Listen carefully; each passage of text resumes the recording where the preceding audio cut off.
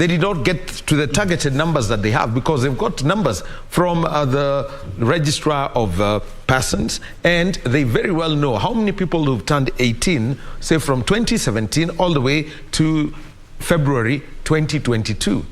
They have the numbers. They expected that they would register voters. But quite an interesting thing that is happening this morning. Kenyans, they do not want to be late to go and cast their ballots. So, but one of the things that we've picked up, Troy, and I would like to throw this to Maina, is what Commissioner Nyang'aya has said about the printing of the ballot papers here. It is something that bothers a lot of people, and we're talking about integrity and trust issues, that they are not comfortable with the ballot papers being printed here, in as much as they are reputable security printers in the country. Perhaps they are saying that we cannot referee our own game, Maina? That's a good way to put it, yeah. But Wahome and Troy have always insisted. And you remember, Troy, there was a time you had hosted me here, that this country we really need a cultural shift. A cultural shift whereby we can now start trusting ourselves. I can believe what Wahome and Troy are doing. They can deliver fairness in regards to a process that I'm a competitor to another person. I think we need to have a lot of trust and confidence in what we produce as a society, and that comes with, if I'm given a duty or if I'm given an assignment, I should deliver timely. And I should deliver in accordance to the expectation of the person I'm providing these services to.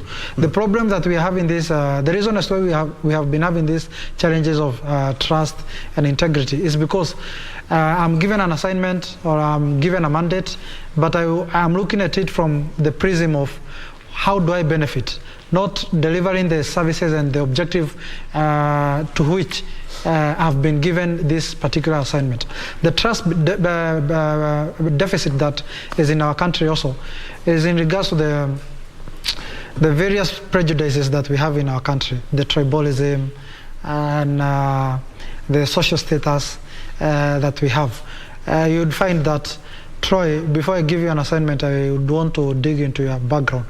The ethnic extraction that you come from, or the social extraction that you come from, so that I can have confidence in regards to how well you can deliver to this assignment. And this we have seen it even in our within our public service and even in the private sector, where I recruit a person within a system based on where they come from, not based on the merit and the competence of this particular person. I think going into the future and based on the leaders that we are going to choose today, I call upon Kenyans to choose leaders based on merit and based on competence, based on the cultural shift that we want to have in this country. Because the trust deficit that Wahome you have alluded to, and we were discussing this together with Troy off air, is an issue of the cultural shift or the current order of a culture within the society. We need to shift these affairs. There are things that we can have or we can produce as a country. Indeed. And Maina, still on the same, we are talking about the trust deficit. And I do remember when Azimio and Kenya Kwanza talked about we need to go there to the farm itself and see the process itself. A country like Ghana is printing its own ballot. And actually, Kenya, as O'Brien there talked about, we are printing our own money. But we have such a trust deficit to the point that even if we decide to organize each and everything, and the commissioner has said we have the capacity, we can, because if it's a matter of security features and the likes, we can be able to accomplish that. Look at Ghana. The election officials and agents of politicians supervise the printing exercise. You see, the challenge has been our approach to politics in Kenya is more of we approach politics from a point of a matter of life and death, where, and this is an issue of our democracy. We need to have a democracy that is a bit inclusive, not a bit, actually a democracy that is inclusive, where even if somebody wins, you don't now leave everyone.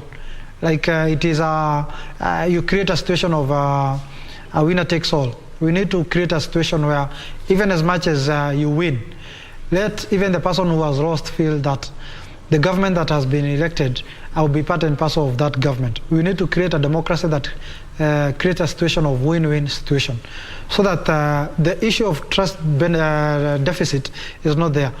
Because the reason as to why you'd find a country like Ghana, there is that issue of confidence within its processes, and a level of confidence within its democracy, is because irrespective of the person who wins, every person in that country feels that that government, I will be part and parcel of that government. We need to pluralize our democracy to a point of every person in our country feels they are part of the government that will be formed. The other issue of this confidence comes with the electoral body. How do we select the personalities within our electoral process? That can also be an issue in regards to the political actors. And I remember during within our 5-year term that we are currently having, there was a time political actors were saying that we have political parties nominate people to be adjudicators or to be the people who are facilitating this electoral process. Why would political actors suggest such a weird proposal? It's because they feel that the electoral officials in place, the way they were recruited, the political actors were not given a fair chance, or the approach in which the electoral officials were recruited, maybe it was not competitive in accordance to what some political formation, a certain political formation would want. So I think we need to make the recruitment of officials to be competitive, to be open, so that there is some level of confidence among the political actors. And in that situation, then you are going to find a lot of these materials that we are procuring outside, we will now be procuring inside or internally as a country. Kenya electoral process, or for you to cast a vote today, Troy, it is one of the most expensive processes in the world. Our democracy is very expensive, to a point I hear that for you to have successfully casted a vote and that vote to have been counted at National Talent Center, I think it is 2,500. I think that is too expensive for our democracy. We need to review this, and once we cast this vote and it is counted, we need now to ask ourselves, how do our budget of election, is it appropriate with the budget rise of the national budget? Is it appropriate, or is it proportional in regards to the value of our democracy that we get at the end of the day when we cast our vote?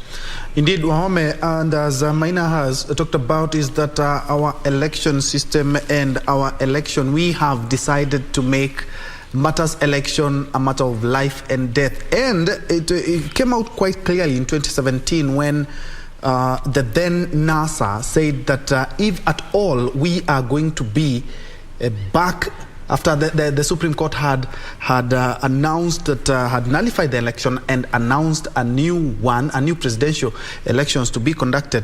They talked about, we do not want those people who are heading, we do not want Wafula Chebukati, he is biased and everything. So if we have trust issues with our own system, what about the ballot?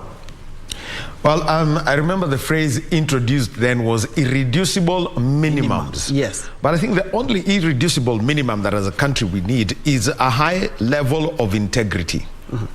And that is in every process that we do, and taking full trust in institutions. Remember, it's people who run these institutions. And by taking a simple look at decisions that have been made, especially the 2017 decision from the Supreme Court, that annulled the August 8th election of the August election of 2017, then it brought out a whole series of things that have actually been mentioned and how they can be safeguarded such that the entire process is trusted. For example, Commissioner Nyang'aya has mentioned straightforward that there is the encryption of the information that is being sent through the results transmission system. Previously, they said it was text. So they said as it went through, then it would be manipulated. And this is where I would like to, bring in two aspects. Number one, the trust levels that we have for our data and how much temptation is there to do it.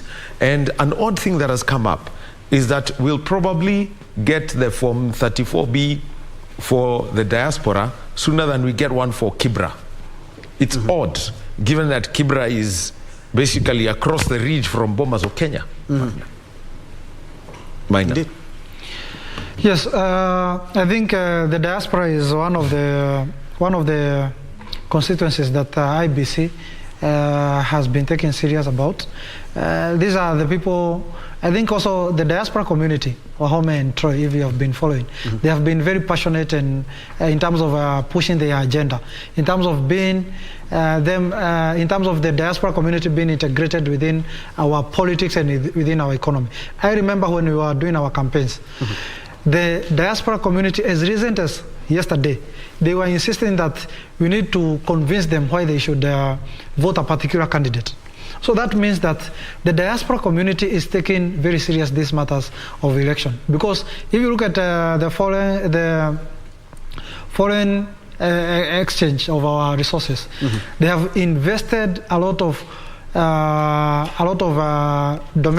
foreign domestic income in our country. Actually, for the better part of COVID-19 pandemic, they were bringing in more money than any other source, and yet when it comes to matters polls, they can only vote for their president. Imagine. And I think in terms of our democracy, we need even to ask ourselves, how are we representing this community in our politics or in our leadership and governance sector?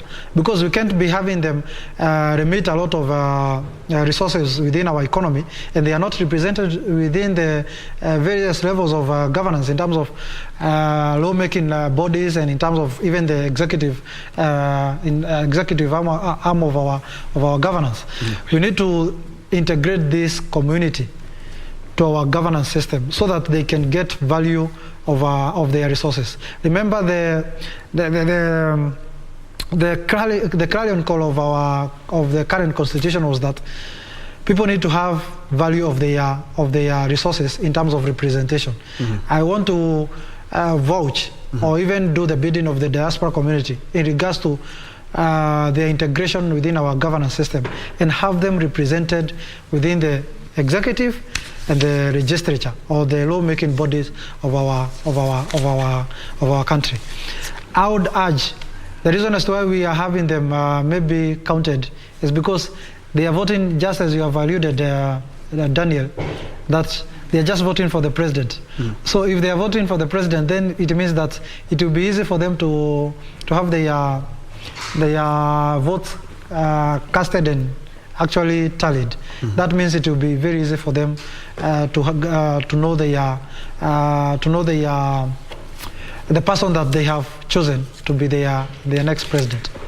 Indeed, and it's some minutes to 3, and of course they say numbers don't lie. So we are going to cross over to the other side of the studio where Doreen is on standby.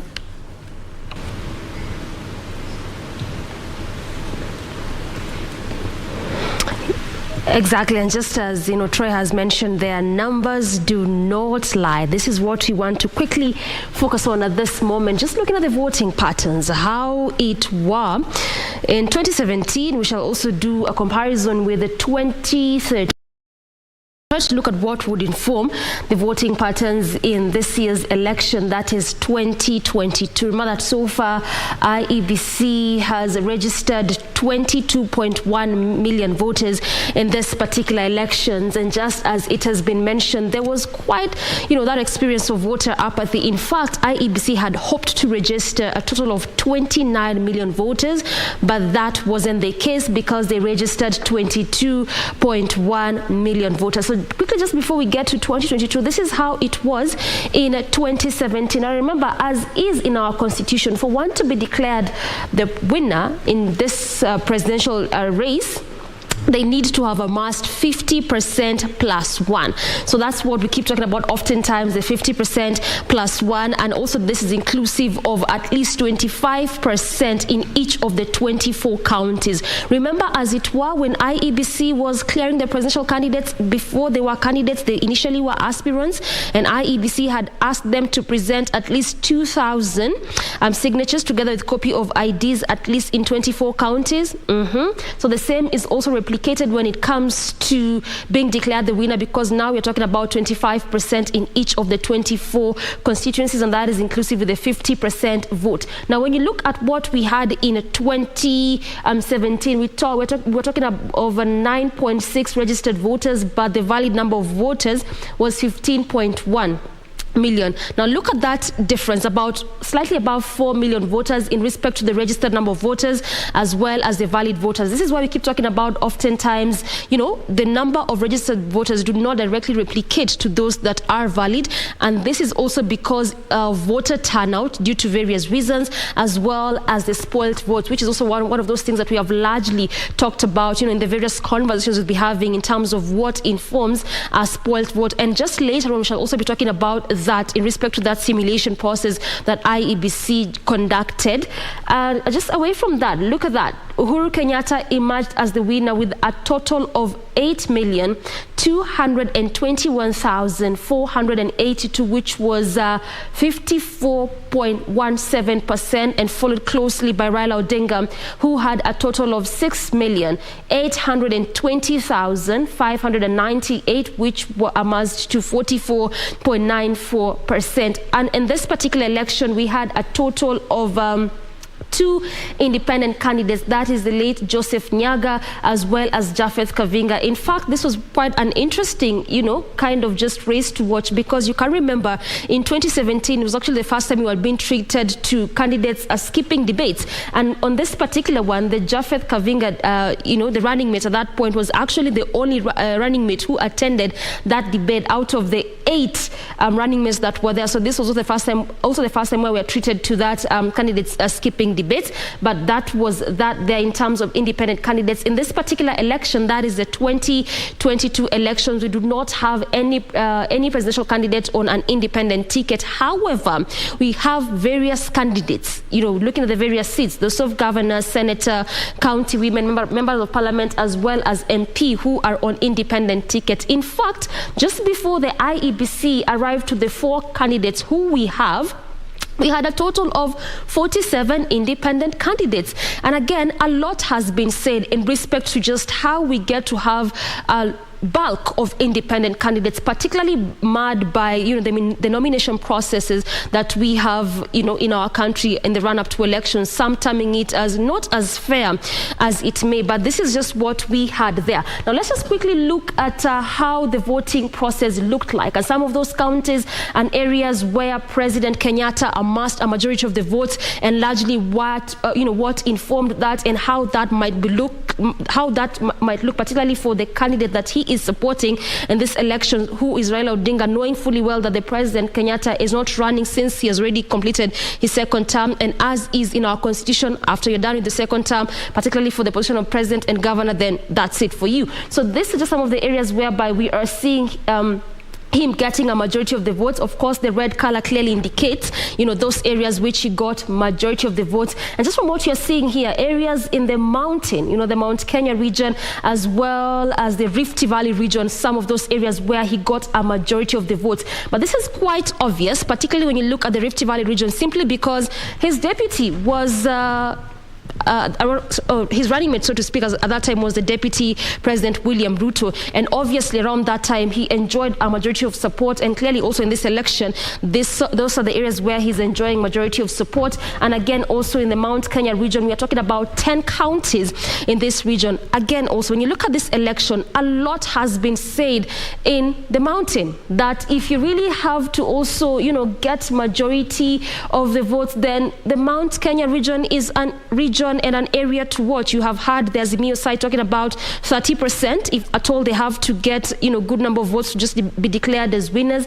And we know that this particular area, as I've said, this is 10 counties we're looking at. And this region has a total of 4.7 million voters, making it, that region with the highest majority of voters. So this just clearly shows you why it is a region to watch. And also this just gives you that, underlying factor as to why President Kenyatta also was able to get majority of the vote simply because of that particular region. But again, look at this. When you look at Raila Odinga, as I've said, the colors clearly indicate, they are for you. The red clearly went to the president there. When you're looking at the green, that went to Raila Odinga. We're also looking at areas of the western region, Nyanza region. But don't forget that right now, even as we speak, we are looking at areas such as Bungoma, Trans Nzoia, Vihiga, Narok, Nakuru, these are some of those counties where we are seeing battleground area. In fact, in this particular elections, these areas have been termed as battlegrounds. And just as I explained to you earlier, that simply means that some of those areas where a particular candidate might still be enjoying support, but because of the efforts and inroads made by the various other candidates, now this becomes an area to watch. Why? Because the original candidates trying to ensure that they continue to maintain that support, and the efforts that are also being made by the various other candidates to just try and see how much they can net from this particular region. So much as we are seeing this, some of those areas where Raila enjoyed support in 2013 as well as 2017, some of these key areas are also areas to watch. But again, remember, a lot is also being said about the area that is Kiambu. Looking at this particular map, let's just quickly go there and try to see the kind of support that President Kenyatta got in that particular county when it came to the 2017 general elections. That is what you have there. Let me just expand this for you. So this is what you had in 2017. Look at that.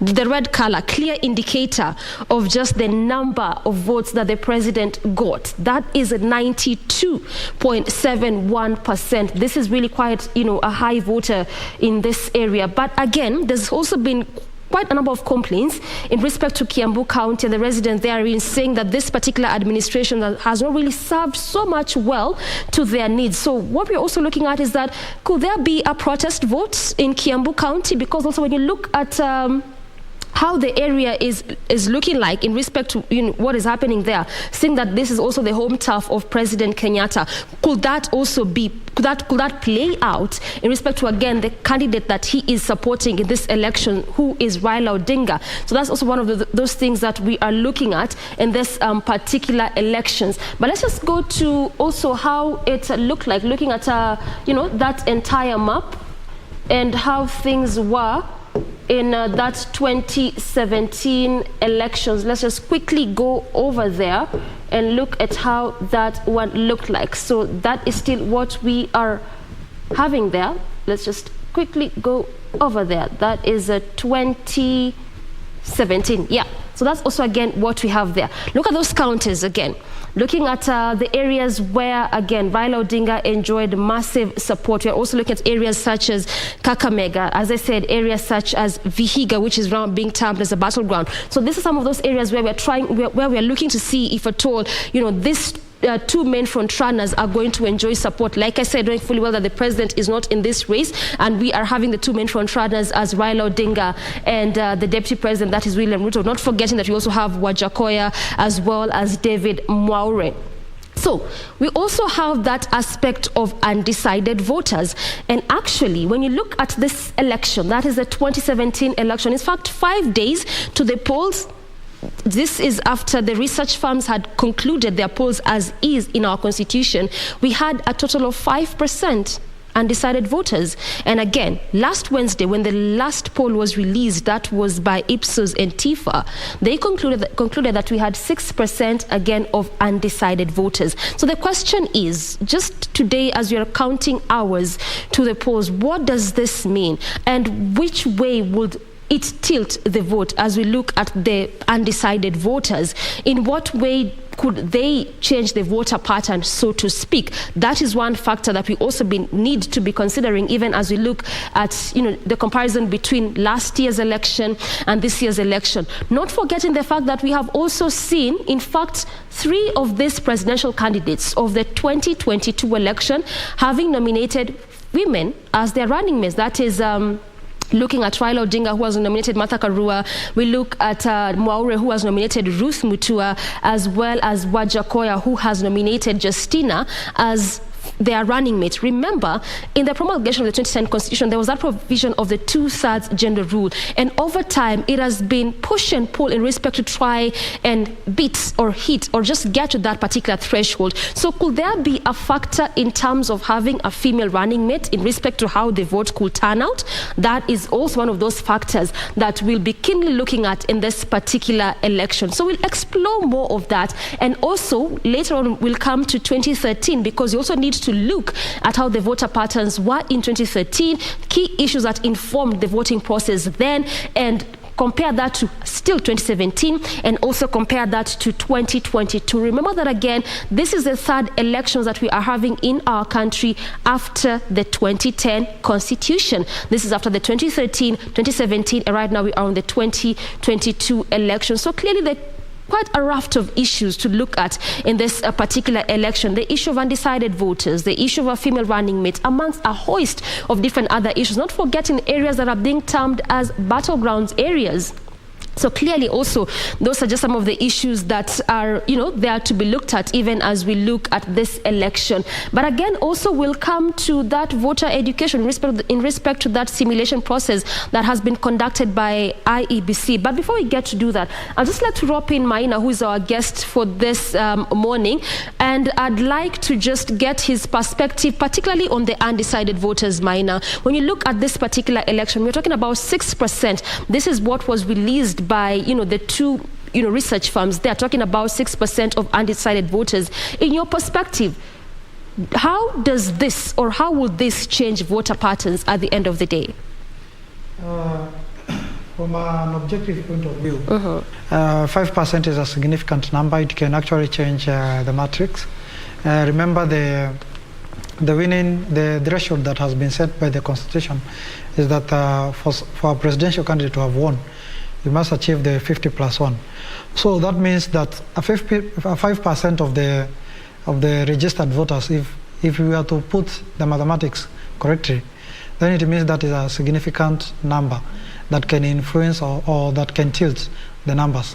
But from a strategic point of view, looking at it from a politician point of view, somebody who at this point has not been convinced by either of the candidates, get it from me, he or she will not turn up to vote. That is looking at it from a strategic point of view, because there are so many things that have taken place, the political activities, that is the campaigns, the debates, the various campaign activities that has been happening, meeting with the stakeholders, religious, health, teachers, business people. If somebody has not been convinced at this particular time that you are supposed to be voting a particular leader, I don't think that person will turn up to go and vote. But in terms of arithmetics, a 5%, 6% can tilt the numbers either way. But from a strategic point of view, as a politician, when you are setting the demographics, as you have set on the TV, I don't think somebody who has not been convinced up to this point will turn up today to go and cast his or her own vote. And perhaps to add on that, it has been said that when you have a big chunk of undecided voters, it's not that they have not yet made up their mind. It's that they have just not said, this is the person that I'm going to be. Because at the end of the day, looking at the opinion polls, the closer we get to the election, the fewer number of undecided voters Yes. that we have. Yes. So more or less, it's not what they had not decided, but they just don't want to reveal. Absolutely. I remember earlier on when the opinion polls were conducting, the undecided voters were ranking it sometimes 20%, 25%. But as campaigns have heightened, various political activities have taken place, like the debates, we have seen the drastic and consistent reduction of the undecided voters in terms of percentage. But what I would say is that at this particular time, people have made up their mind. If somebody has not made his or her own mind at this particular point, I don't think that person will turn up to vote. Another thing, in terms of election, in our democratic processes we are having in our country, people go to cast their vote based on motivation. Like for instance, Troy, you might affiliate yourself with a certain political formation based on the motivation you are going to cast your vote. Either their manifesto fits within your bill of what you'd want to see in our country, or the place that you would want this country, or the direction that you would want this country to take is aligning with a particular candidate. So this part of these motivations are some of the reasons that make an elector, a citizen or an electorate to align him or herself with a particular candidate. So sometimes election, not even sometimes, an election, because it is an emotive engagement in a democratic process, people go and cast their vote based on the motivation that is on the ballot. So and that's why you have been seeing, to a large extent, this particular election, people are more motivated by the economic fortunes of our country. Unlike in the past, and the earlier panelists, that is advice said, unlike in the past where people are motivated by the tribal alignment of various presidential candidates, in this election, people are more aligned according to the convincing power or persuasive power of the various presidential candidates and various party candidates in regards to the economic challenges that we are facing as a country. Well said, Maina. So right now I just want us to quickly move to, the smart ball on the other side and look at the diaspora voters. That also there has been a lot of concerns in respect to why there is always a low voter turnout in the diaspora side, and quite issues have been profiled, key among them being lack of proper infrastructure set by IEBC, also lack of proper civic education. But let's just look at that, what we have in the various countries in respect to the diaspora vote. That we are talking about 10,443 voters in the different parts of the countries across the globe where Kenyans are located there. Just from what you're seeing, there is country per country together with the exact number of voters. We are having those Kenyans in South Sudan being at 977, followed by Germany, which has a total of 314, and that just has gone just from where we're looking at what Tanzania has, a total of 1,402 registered voters. Uganda has a total of 1,411. Followed by Rwanda, which has exactly 1,090 registered voters. Burundi, a total of 201. South Africa has 958 voters. This forms the bulk of the 10,433 diaspora votes that we have. This is just across the globe there. Coming back to what we had earlier on, we had talked about South Sudan, Germany, UK has a total of 798. Qatar looks like to also have a majority of voters, slightly above 1,000. We have a total of 1,437, followed by the United Arab Emirates, which has a total of 745 voters. So this is just what we're also going to be getting on the other side. That is just away from Kenya. And lastly, we also have Canada, which has 366, followed by the United States of America, which has a total of 744. And there you have it. Complete total or grand total of 10,443 registered voters. And as I have told you, just looking at that particular number, not really quite high. And, there's also been concerns in respect to why we always have a low voter turnout in terms of the diaspora side. And just before you take it, Troy, again, I'd like to pose that to Maina, because, when you look at 10,000, I clearly assume that that's not the number of Kenyans we have across the globe. Yeah. Why is that turnout always very low? What happens? What's the problem? Very true. Indeed, as you have said, these are very low number of registered voters of Kenyans in diaspora.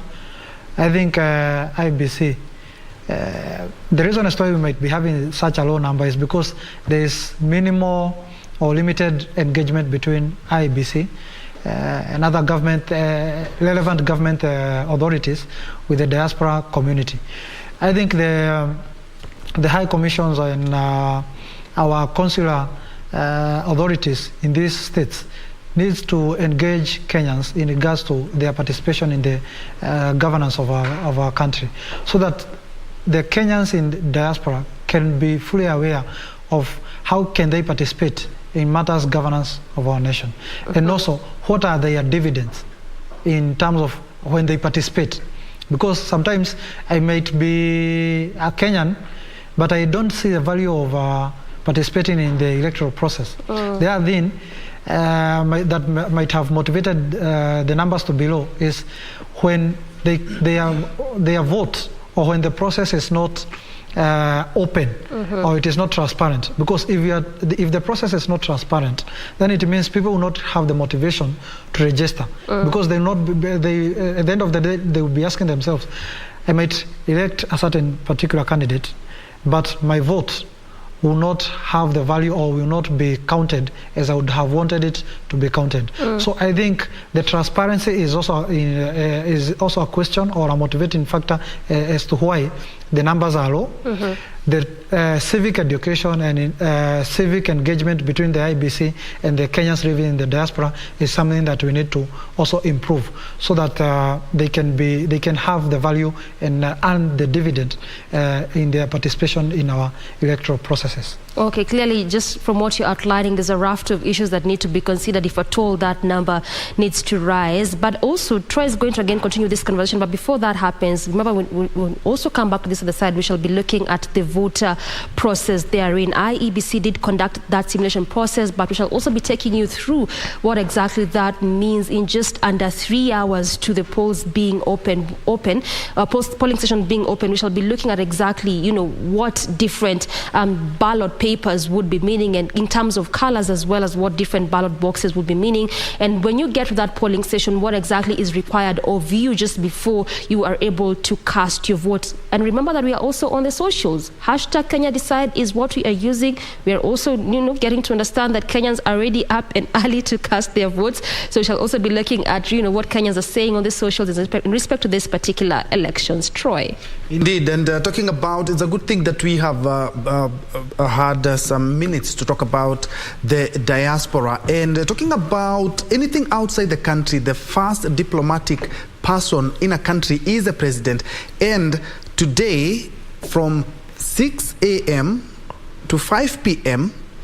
we will be electing a new head of state, and it will be criminal, ladies and gentlemen, to not talk about our first diplomat who is exiting office after his 2 terms, that is President Uhuru Kenyatta.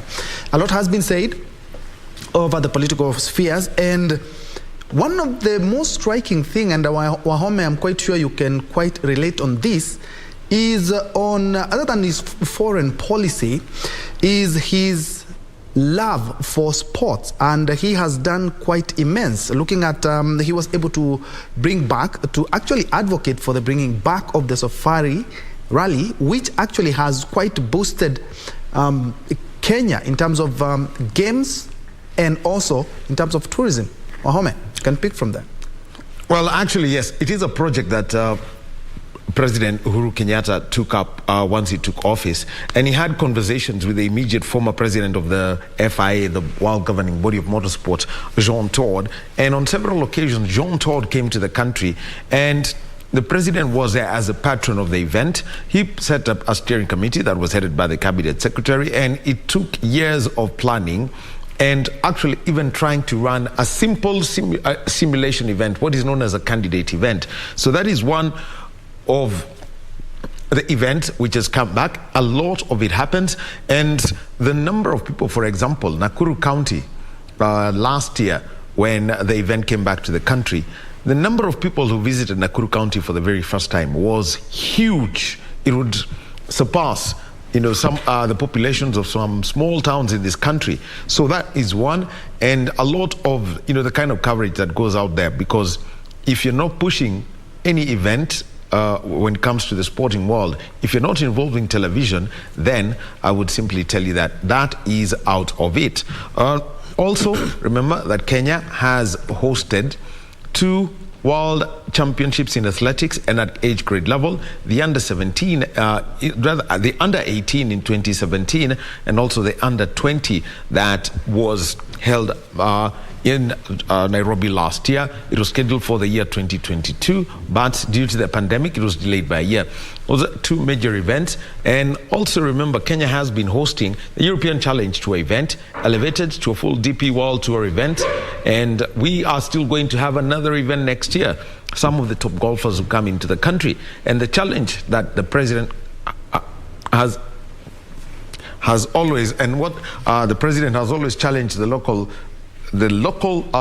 golfers is, I'm putting out all this money in terms of prize money. We're talking about guarantees of close to $2 million in prize money, and he's asking them, win this money here. But I think for one that has stood out, and this is through the enactment of legislation and the setting up of proper funds, is that sportsmen and women are supposed to get their allowances, and they're set out by the Salaries and Remuneration Commission. So those who've traveled out for multi-sport events, I know even this one at FKF were big beneficiaries of that. Teams that have been participating in continental events and other places, it's guaranteed through the Sports, Arts and Social Development Fund. So that's a legacy that is there. And also, one challenge that would go down to not the the next president of the country, but the people who are in charge of counties. Whoever's going to be elected governor, there is one thing that has come down to you. Its sport is devolved. So, in your agenda, I'm not campaigning for you. From the sport side, would ask, all those places that we knew as municipal stadium are now in your hands. Do something about them. And perhaps, Wahome, to have a last word on the same, it's one thing as a president to support sporting events. It's another thing to always be there. He has always been there and cheering on Kenya's Safari Rally, I remember, and also Omanyala. He has actually gone to football games. He has been there during athletics as well. Oh, yes. He's been to the Kipkeino Classic twice. He's been to the National Athletics Championship severally. And any team that is traveling outside the country, we've seen them go get the flag at State House, Nairobi. We've also seen him receive the Singapore Sevens Trophy. That was way back in April of 2016. And he allowed the team to do that line-out with him. Well, President Kenyatta, having played rugby, would know a thing or two about how that line-out works, although he played in the days when lifting was not allowed. But he would fully understand that. We've seen him getting involved with the sport.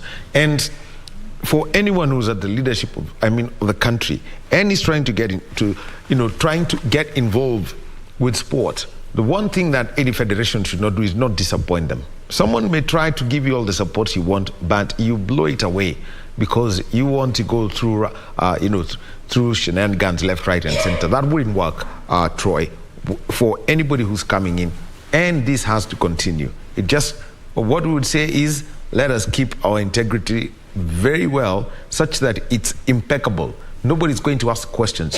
And after that, anybody who's in the political class, anytime you go out to them, they know that if public money comes your way, then it will be safe.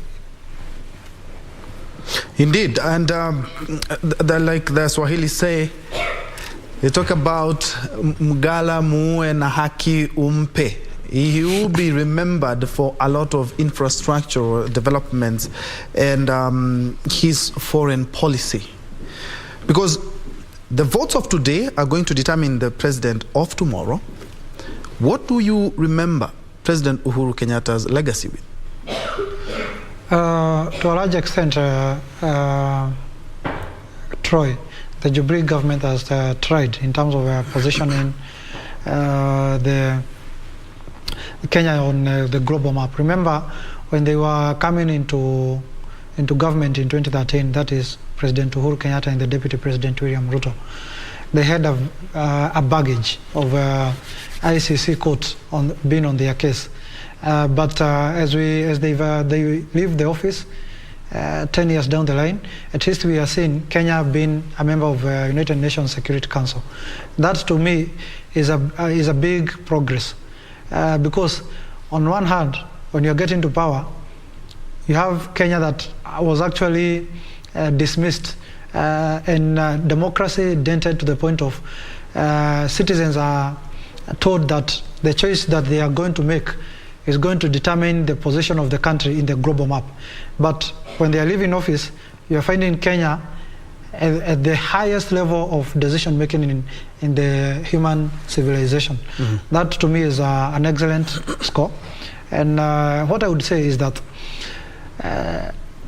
the incoming government needs to look at sports, just taking from where you asked Wahome. Sports is one of the areas or a frontier that we have not really explored as a country. Mm-hmm. We need to look at sports as something that we can explore as a country. Mm-hmm. It is it's actually a multi-billion-dollar investment that we need to explore as a nation. We have the right policies. We just need to have the cultural change in regards to what Wahome was talking about, integrity of the office bearers, the level of transparency when you're elected to office among the sports administrators, so that we can have investment and we can explore our talents. Let me say this, Troy. The African man has been built to an extent that you have all the endowment in terms of physique, in terms of adaptability as a sports personality for you to excel. The only thing that we don't have is the level of human relations. Level of human relations means the transparency, the integrity of administrators of these talents. So I think as a country or as a government that is incoming, there is need to have deliberate and intentional investment into the sports fraternity. We need to look also to explore sports as a frontier of diplomacy. We have explored cultural diplomacy, tourism diplomacy in the past government. I think the incoming government needs to look at diplomacy from the level of sports. How can we bring, and I've seen like the Kipchoge Keino Classic. Mm-hmm. These are some of the things that we need to explore. We need to bring big investments into sports so that we can have even clubs like Real Madrid, Barcelona, Chelsea, Manchester United, and other American football clubs coming to do their tours in our country. Because some of these tours, they will be coming to do their tours here, they are going to spot some 2-3 talents here, and we are going to export that talent. Mm-hmm. So these are some of the things that we need to explore, and it comes with government intervention and deliberate investments from the government and also from the private sector. Sure, indeed. There's a lot that can be talked about in regards to legacy. Each and every leader wants to leave a good and a lasting legacy. And talking of legacy, a lot will be talked about after this election, because it's going to set a precedent for other general elections. Remember, it is the biggest one, and in 2.5 hours from now, we will be opening all the polls for Kenyans to make that decisive and informative decision. Wahome, what is happening at the counties? Well, thank you very much, Troy. And mine will be coming back to you in a short while. But, we're covering every corner of the country. And why don't we start up north? And We've got Sheila Kayaro Yogo is in North Hor constituency in Marsabit County. That is way up north, bordering Ethiopia. And this is a report that she has filed for us. Thank you very much, Broadcasting House. I am Sheila Kayaro Yogo. I am in North Hor constituency in Marsabit County. North Hor is in the Chalbi Desert and it is approximately 730 kilometers from Nairobi. In this particular constituency, there are 118 polling centers. The constituency has a total number of 36,855 registered voters. I managed to talk to the Deputy County Commissioner, Sylvester Mwangulu, and according to the Deputy County Commissioner, security has been beefed up in this particular region, which has witnessed tribal clashes in the past. There is adequate security surveillance at the Kenya-Ethiopia border points, and the Rapid Response Unit is already on standby to avert any incidences that might be a threat to the security situation in the region. Ballot papers are still being distributed from Elma Primary School to various polling centers, and 2 police officers have been deployed to man each polling centers. I will keep you posted with more information as time goes by. My name is Sheila Kayaro Yogo, reporting for KBC in North Hor constituency, Marsabit County. Back to you, Broadcasting House. Thank you very much, Sheila Kayaro Yogo, reporting in North Hor constituency in Marsabit North. Actually in Marsabit, up north in the country. She will be keeping us updated, remember, as the voting exercise starts, and that is at 6 a.m.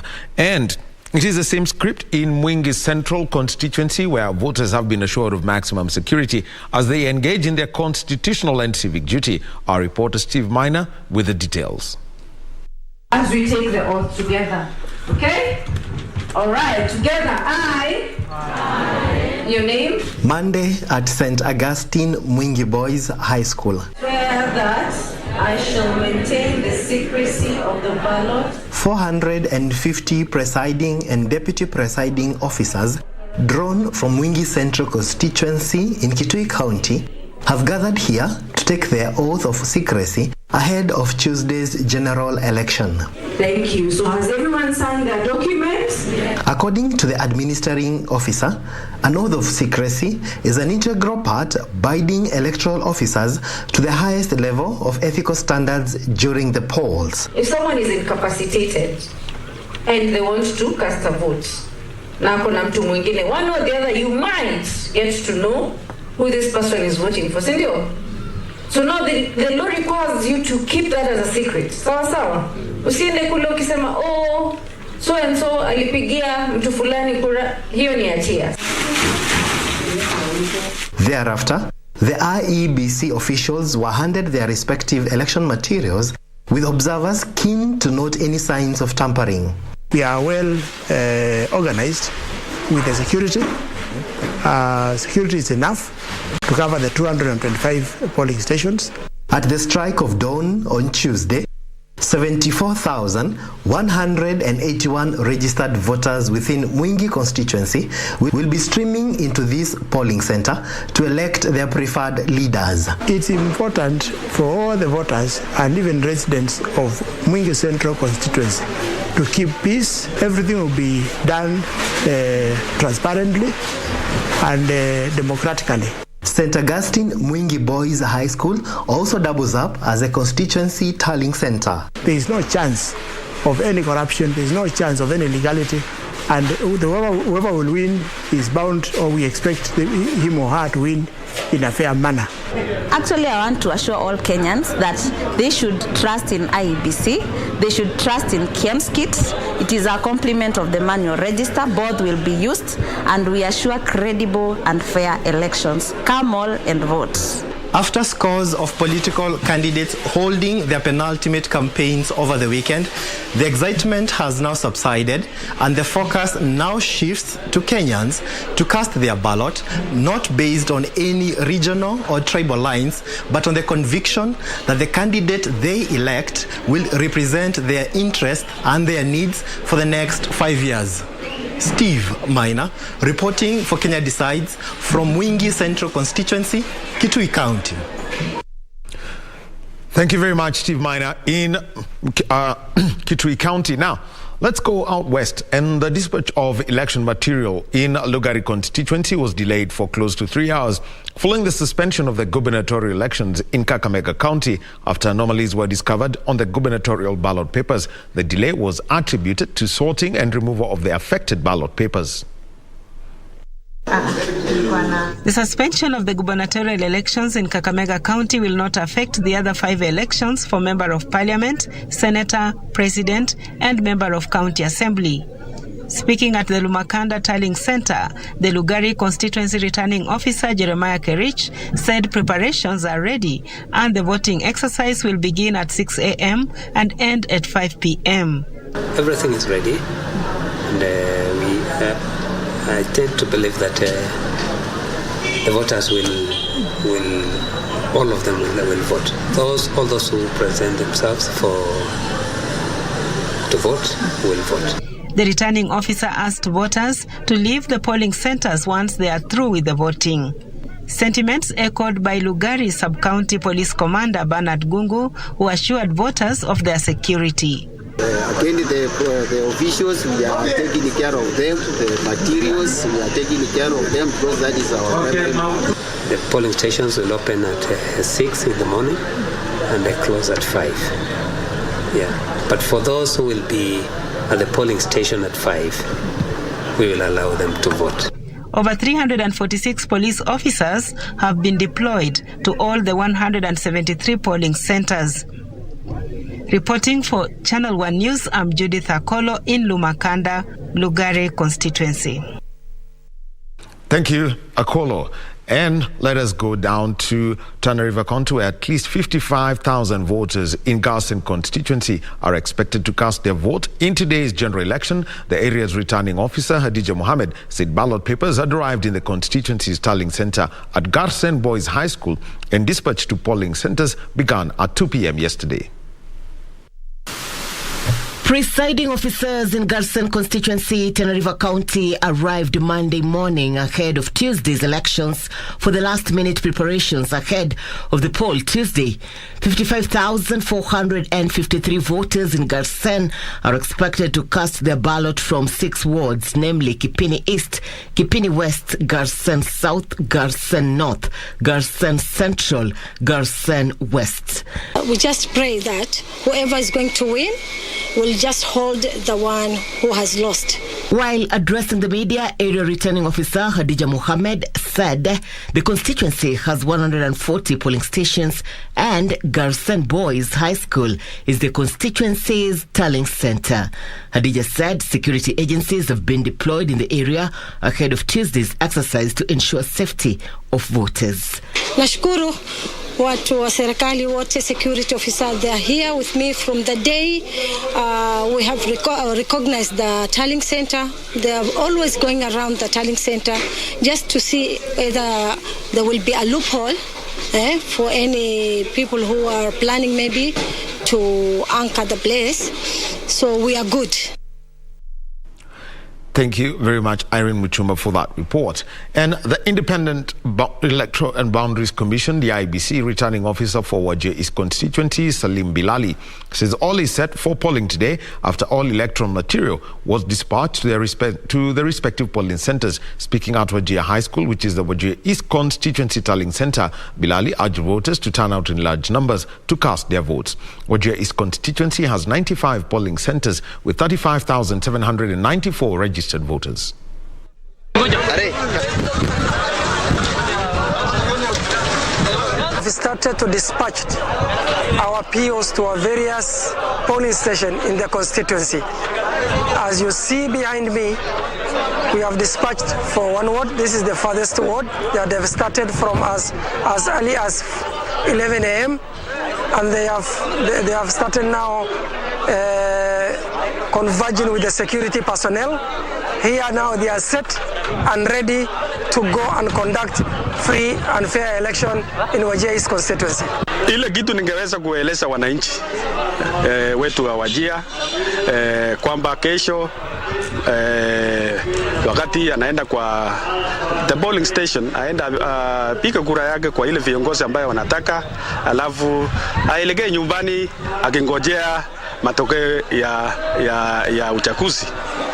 Hatungetaka kuona watu wana crowd pande hiyo ya polling centers.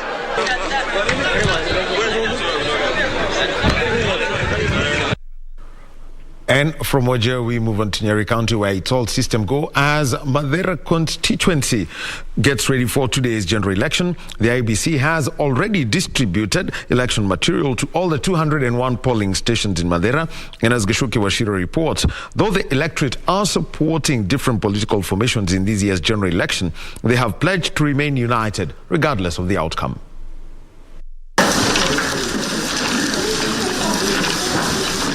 Madera constituency tallying center was a beehive of activities as each presiding officer in all 201 polling stations confirmed the election materials were in order. Madera constituency returning officer Faith Mogo assuring the electorate that voting will start at 6 a.m.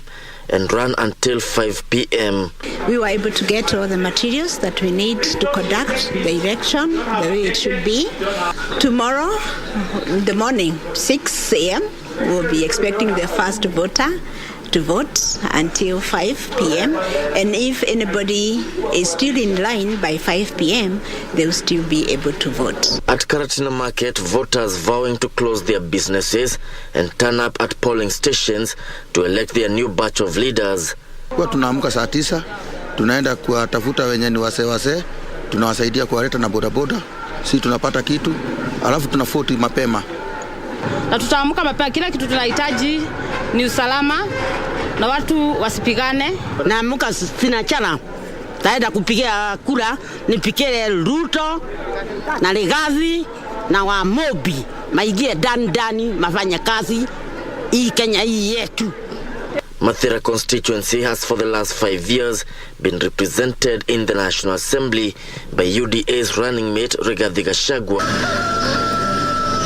Voters from Rigathi's home village of Mataga expressing differences in their political stance, even as the committee remain united regardless of the outcome of the election. Ni watu wawe kwa amani. Mimi niko pande ya Azimio kabisa.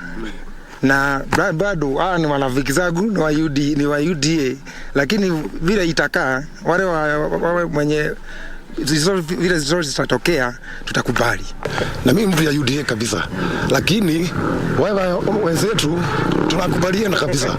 Tukimalizana na wao kesho wakuje tufanye handshake turudi kwa mashamba. In less than 24 hours, UDA's deputy presidential candidate Rigathi Gachagua will be among 2,100 voters that will be exercising their democratic right here at Sagana Primary School. Looking at the voter register, Gachagua Rigathi has been listed as number 6, and he is expected to use this particular classroom to exercise his democratic right. Reporting from Madera constituency, I'm Gishoke Washira. So let us just go around the mountain, and there was drama at Runyenje's constituency tallying center after matatu drivers hired by the Independent Electoral and Boundaries Commission to deliver material threatened to boycott the ferrying and clerks to their respective stations. The drivers complained that there was some mischief in the alleged involvement of a broker resulting in unclear contracts and underpayment for their services. The agitated drivers said they will not embark on the duty of the transportation until a contract is signed and money sent to their respective circles. The drivers, however, shelved their demands and agreed to ferry the election material. The dispatch of the material is currently ongoing.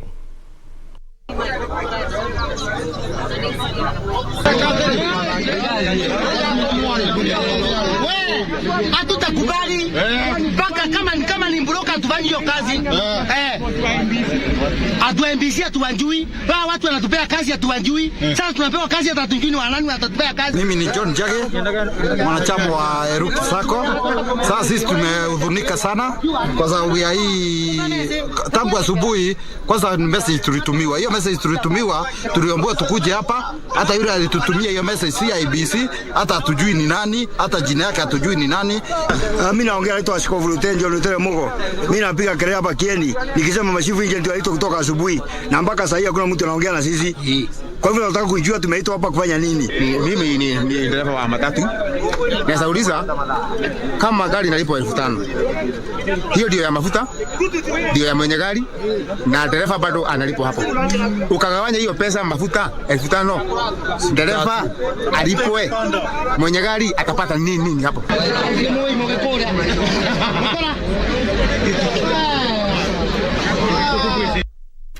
So that's a collection of the stories that we've had for you at this point in time. Remember that we shall be coming back with more stories, and that is in about an hour and 15 minutes.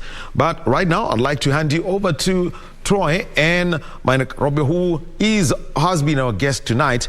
And as I throw it over to him, one thing that has come out from one of the stories, and we saw this in Mwingi, is people, taking up and saying they're going to take the oath of secrecy. And this is one of the solemn vows that anyone who's involved in public work has got to do. But there is always this thing that we've got to say, nikiambia fulani makosa itakuwa wapi? Maina Karobia, let's start with that so that people would understand what it actually means to take that oath of secrecy. The oath of secrecy is a solemn activity among the public servants and also any official.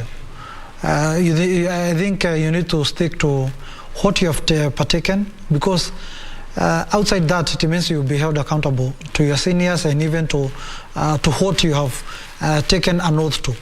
So I think we need to I call upon the stakeholders within these elections, even the agents of political parties, because they also partake the oath of secrecy. The oath of secrecy is actually safeguards the integrity of that particular election.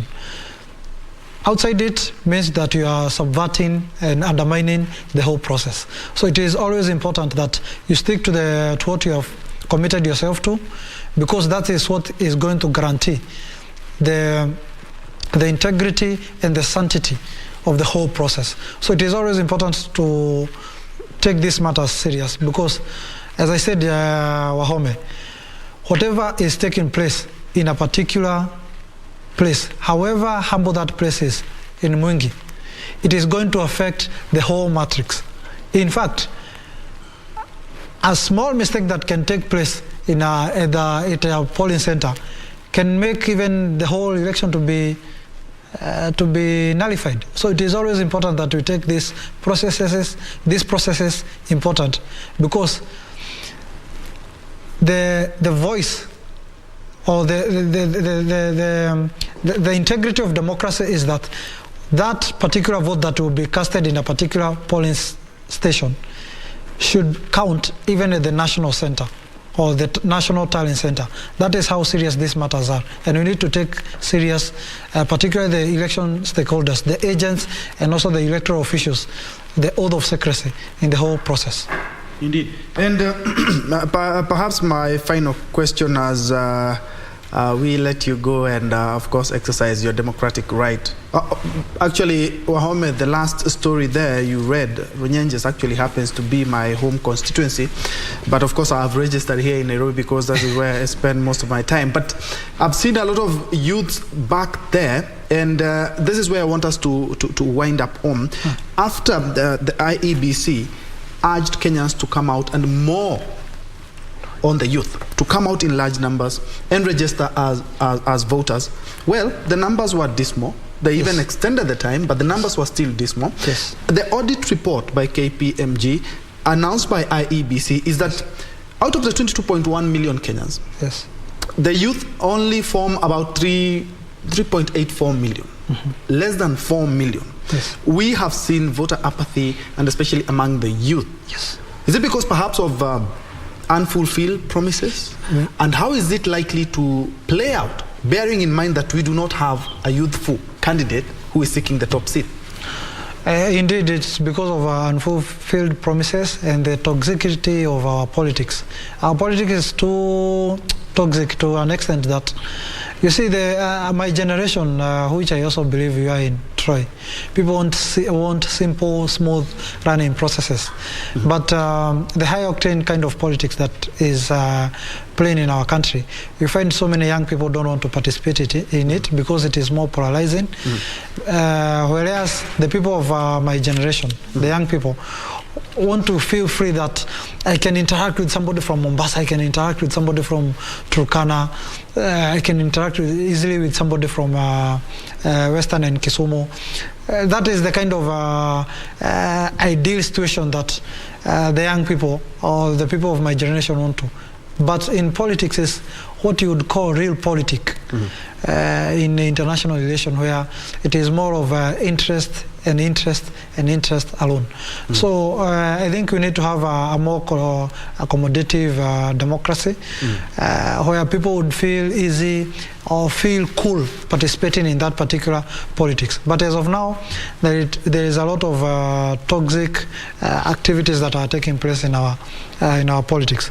But allow me to say this, because when Wahome was taking us through the counties, somebody has just sent me an article from a German journalist saying of how young people are not motivated to participate in this particular election, and now it actually confirms what you are saying. I call upon the people of my generation to participate in this election. I said it is not necessarily that your candidate wins in this election, but by you participating in this election actually earns you the right to hold any leader who is going to win this particular election accountable based on the promises that they have been projecting during the campaigns. For us to earn the right to participate in the governance of our country, to participate in the leadership and the whole way of conducting affairs of our country, we must go and cast the vote. I urge the young people of our country, go and cast the vote, go and elect the leader that you believe can change the fortunes of your country, or of our lives and of our country. Indeed, well put. I could not add any other word there. Of course, the youth are the one who are being used by politicians in campaigns, both for good and for bad. But at the end of the day, you exercise your democratic right and ensure that the leaders that you put are the leaders that will champion your interest. Thank you so much, Maina Karubia, and thank you so much indeed for we were with you here. Yes. This is the better part of the night and the better part of this morning. Yes. So as you exercise your right, you are a youth leader. Yes. I'm quite sure if youth do exactly that, yes, we'll be having a better youthful politician. Indeed. Better youthful agendas. Yes. In both parliament. Thank you so much for your time and for your insight. Yes, and I appreciate KBC for real-time reporting of the situation on the ground, covering our elections as they are, and objective coverage. We appreciate you a lot. Thank you so much, and I can guarantee you is that we are not done yet. We also will be actually just polishing up, assisting you to polish up on what you need to do when you go to the ballot in the next 2 hours or so. But for now, let's cross over to Doreen. And Troy, that was a very pertinent and key question to just ask our guest Maina, whom, as you've said, has been with us all through and through. I mean, when you talk about the youth vote, and ideally, again, when you looked at this particular election, I can tell you for sure, the presidential candidates were really eyeing the youth vote, given the fact that they form a majority or the bulk of our population. But just looking at the IEBC detailed report of how they were able to come up with the 22.1 million voters, you can imagine the youth only form 38.94%, which is a total of only 8.4 million voters out of the possible 22.1 million. So just in the next 2 hours or so, go exercise your vote. But right now, we want to quickly look at the voting process. I mean, when you get to the polling station in what you're saying just 2 hours from now, what exactly are you expected to do, given the fact that we know the polling stations are opening at exactly 6 a.m. today and closing at 5 p.m. today? We just want to, make you understand what exactly it is that is required of you. So this is the first thing that you need to do. The minute you get to the polling station, first of all, come with your ID copy or your passport. Now, when it comes to your passport, make sure that it is a valid passport. Today, when IBC was giving that press, there was a mention that if the passport is invalid, then that may just lock you out of this process, given the fact that so that is the first thing you need to be having as a registered voter, either your ID card or your passport, whichever you use to register as a voter. After that, you will be required to get identified through the KIMS kit. Now, this is what you need to understand, that IEBC has already, had talked about the issue of identification of voters, and we saw how that panned out with the courts, the High Court and Court of Appeal. And just to give you the latest in respect to this particular form of identification, what has been ruled out by the Court of Appeal is that, of course, the primary form of identification will be the KIMS kit. That is the technology there. Now, in the event that this particular form of technology fails, that is when IEBC will resort to the alphanumeric form of identification. Now, what simply means by that is that you present that your ID, which now your details is what will be used to identify you as a voter. In the event that now that fails is when the manual register will be employed. So ideally, just from what you've seen there, the KIMS kit is what will be used as a primary form of voter identification. After that is done, you move over whereby you'll now be given the 6 ballot papers. This is for the 6 elective posts, from the president all the way to the MCA. The white will represent the presidential, ballot. Moving to the governor, which is the blue. The senator will also be having the women representative, as well as member of parliament, and also the MCA. So all these colors are in different, just for us to just clearly identify to you as a voter which color means what. Now, the minute you've already ticked on this, various ballot papers, you have to ensure that they get stamped, because if that does not happen, then that will be termed as spoilt vote. So that's just where you have the white to represent the presidential ballot. And again, also understand that the mode of ticking is either a tick, an X, or a dot. So those are the 3 forms of, ticking either of the ballot papers. The blue will represent the governor. That is also what you'll be having there, which will be required to tick as a voter. Then from there, we move quickly to the other one. Yeah, that's what we'll be having also there. That is the yellow color, which will represent the senator. As I've said, all these ballot papers have been marked with different colors, just to at least make you understand which one represents what for which elective seat, from the president to governor to senator. And the green will be a representation of the county women member of parliament, or if you may, the women representative. So that will be represented by the green color there. From that particular ballot paper, we move to the next one, which is the pink, which will represent the member of parliament. And again, obviously, last one being the beige color, which will be a representation of the MCA, of the member of the county assembly. So these are the 6 ballot papers that you will be required to mark. And as I've said, it's either the tick, the X, or the dot, which is a form of marking that you'll be required to mark as a voter. But again, also there's that question of, forms of marking that we've had Kenyans do over time, whereby some would, if for the candidate that they wish to vote for, they would mark an X, and for those that they did not wish to vote for, they mark, a tick, or whichever way. Remember that also that would be termed as a spoilt vote. So the only form of marking is either of those, and you mark one against the candidate that you want to vote for. That could be either for the president, the governor, the senator, women rep, as well as the MCA.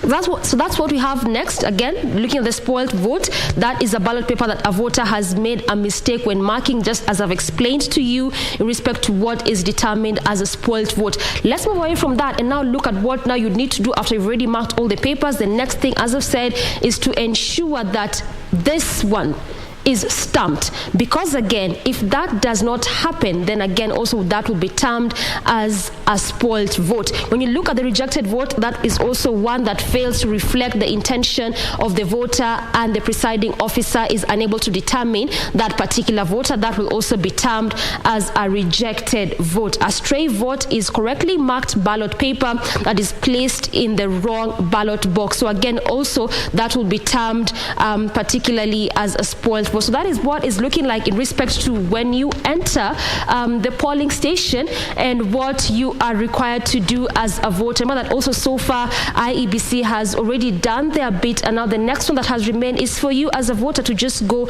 and exercise your vote. And if I may just mention, there's also one thing that was coming to the fore, and that is the issue of the 1,290 constituencies that lack the 3G or 4G network. What IEBC has put in place is that they have procured the 1,144 satellite phones, which will be used to avert that, or in respect to the 3G or 4G network. So that's what you have at least as of now, but you're still continuing to unpack for you what is happening in respect to this particular elections. Troy. Indeed, that is quite a comprehensive one. So ensure that, I remember IBC said that we do not have extra ballot paper. So ensure that you do follow and put that in the right boxes and mark where you're supposed to do. And exactly that. But we're taking a break from this. But when we come back, we will be checking on our colleagues who are in the 290 constituencies and what the voting will be. But for now, we are having our Commonwealth. The games just concluded. You had quite a live show last night. We concluded with Kenya at number 13, but we have highlights from the Commonwealth Games.